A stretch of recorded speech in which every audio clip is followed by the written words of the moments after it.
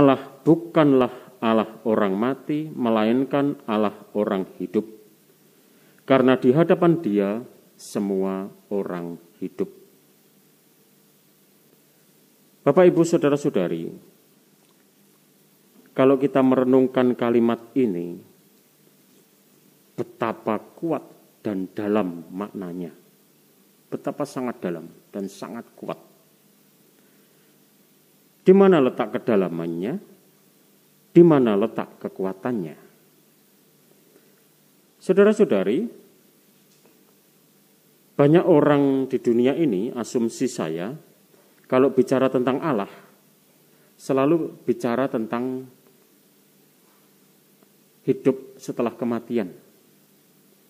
Kalau orang berdoa atau orang melakukan olah kesalehan hidup, selalu yang dipikirkan adalah untuk bekal hidup nanti. Kalau orang berbuat baik, beramal,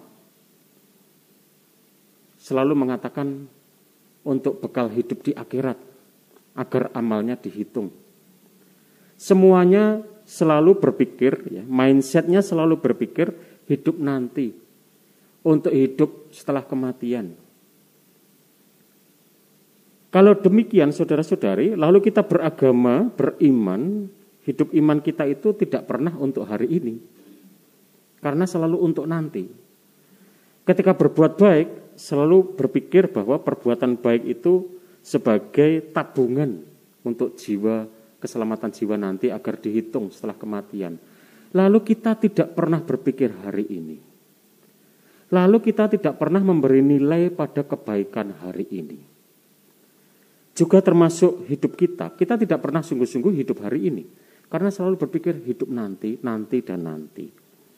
Selalu cara berpikir orang dalam hidup beragama dan beriman, konsepnya selalu seperti orang menabung. Seperti orang menabung. Nabung untuk hari depan. Seperti spiritualitas lumbung. Lumbung kalau Anda ingat zaman dulu, sekarang sudah jarang sekali kita temukan. Orang menyimpan makanan dalam lumbung agar kalau masa paceklik ada persediaan. Selalu berpikir begitu. Sehingga orang ketika hidup tidak sungguh-sungguh hidup hari ini. Nah, saudara-saudari, kalau Yesus mengatakan Allah itu adalah Allah orang-orang hidup, itu berarti Allah itu Allah hari ini. Maka kalau kita berbakti kepada Allah, ya untuk hari ini, sekarang ini, besok pun juga hari ini. Sehingga setiap hari adalah hari ini, hari di mana kita mencari Allah. Hari selalu di mana kita mendekatkan diri dengan Allah. Soal nanti ya biar itu diurus oleh Allah. Yang penting hari ini. Dan itulah, saudara-saudari, peziarahan iman. Itulah iman yang kita hidupi dalam hidup hari ini. Kalau kita mampu menghidupi hidup iman hari ini, lalu hidup kita itu sungguh-sungguh kita nikmati, saudara-saudari. Di zaman ini, orang selalu berpikir kalau menikmati hidup itu dalam bayangan banyak orang itu selalu sifatnya material. Menikmati hidup, bisa nge-mall, wisata kuliner, jalan-jalan, ziarah ke luar negeri, atau jalan-jalan kalau punya duit ya jalan-jalan ke luar negeri, menikmati hidup. Tetapi ketika di tempat-tempat rekreasi pun kadang-kadang kita berpikir soal masalah. Kadang-kadang masalah juga tidak selesai.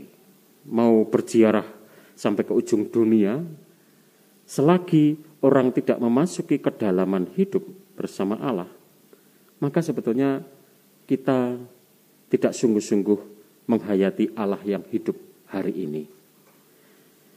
Saudara-saudari, ketika Yesus mengatakan Allah orang hidup, itu sebetulnya Yesus bukan hanya berbicara soal Allah. Yesus berbicara tentang kita. Bagaimana kita hidup. Bagaimana Allah hidup di dalam diri orang-orang yang hidup. Mungkin Anda bertanya, Romo ini khotbah apa sih? Bukankah kita hidup? Bukankah saya juga makan, saya minum, saya misa, saya jalan-jalan, saya kan hidup, Romo, saya tidak mati. Betul, saudara-saudari. Tetapi lalu pertanyaannya adalah soal bagaimana kita hidup. Ini soal bagaimana. Bagaimana kita menjalani hidup. Ketika kita sibuk dengan begitu banyak hal, sibuk dengan begitu banyak perkara, ya. Orang-orang zaman ini untuk menghayati hidup, lalu orang sungguh-sungguh mencari apa yang menyamankan diri, apa yang menikmati diri, memberikan kenikmatan. Nah, saudara-saudari, kalau kita masuk ke tempat ini, masuk dalam keheningan, ketika kita masuk ke tempat-tempat adorasi, kita bermeditasi, kita memasuki keheningan, ini bagian dari cara hidup yang sebetulnya tidak dipahami oleh manusia pada zaman di mana orang mencari kehidupan dengan kenyamanan-kenyamanan yang sifatnya material. Orang lebih suka membunuh waktu, keheningan, dengan jalan-jalan, dengan keramaian. Keheningan itu sungguh-sungguh tidak populer, Bapak Ibu. Sehingga yang Anda lakukan di sini, kalau Anda adorasi, itu tidak populer. Tetapi ada misteri yang mau saya katakan di sini. Ketika orang mulai memasuki keheningan, saya yakin sebetulnya kita sedang memasuki kegaduhan dalam diri kita sendiri. Coba Anda begitu mulai hening, mulai pikiran berseliweran, bukan? Pikiran banyak, ya. Masalah-masalah mulai muncul, lalu masa lalu atau luka-luka batin muncul, ya. Keinginan-keinginan yang belum terpenuhi justru ketika kita masuk keheningan. Justru ketika mulai diam.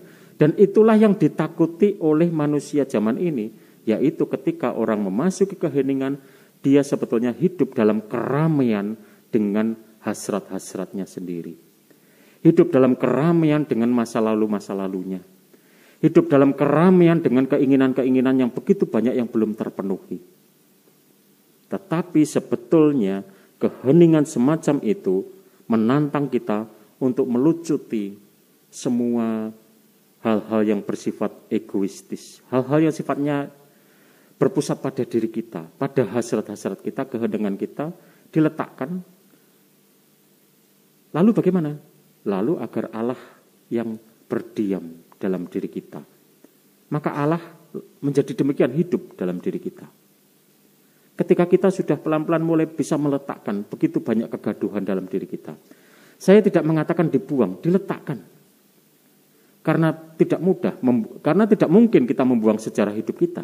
Karena itu bagian dari diri kita. Kita tidak bisa membuang luka-luka batin kita, rasa sakit kita.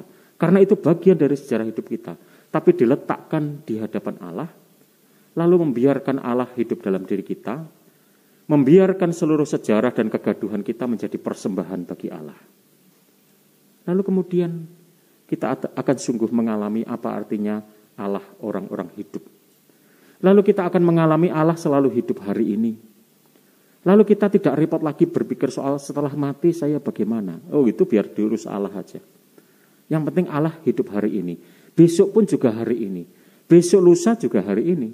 Sehingga Allah sungguh-sungguh hidup. Hidup yang dihidupi oleh orang-orang yang mau hidup. Nah, ini kan agak bulat kalimatnya ya. Tetapi bisa dipahami, saya tidak sedang berbicara soal aktivitas. Aktivitas makan, minum, bekerja, jalan-jalan, bukan. Saya bicara tentang kualitas hidup. Bagaimana orang menghayati hidupnya.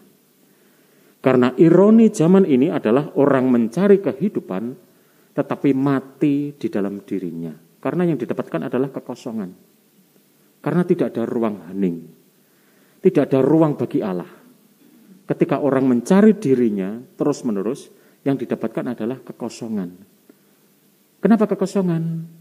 Karena memang kita ini manusia yang fana.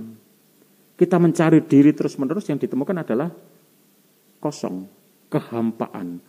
Itulah kehampaan manusia modern. Itulah ironi manusia modern. Di tengah begitu banyak hiburan, begitu banyak fasilitas, di tengah begitu banyak gegap gempitanya hidup, tapi orang menemukan kehampaan. kekosongan. Karena yang dicari adalah dirinya sendiri. Lalu mati di dalam dirinya sendiri, meskipun nampaknya hidup. Tetapi itulah ironi, tetapi keheningan itu menyingkapkan bahwa kehidupan kita pertama-tama bukan untuk diri kita sendiri. Dan kita sudah punya model. Modelnya tergantung di sana. Hidup yang diberikan, yaitu Kristus yang disalib untuk kita. Yang membuat kita hidup dan dia hidup bagi kita. Karena ia adalah Allah orang-orang hidup. Dan dengan demikian kita semua menjadi hidup karena Allah. Semoga Tuhan memberkati kita sekalian. Amin.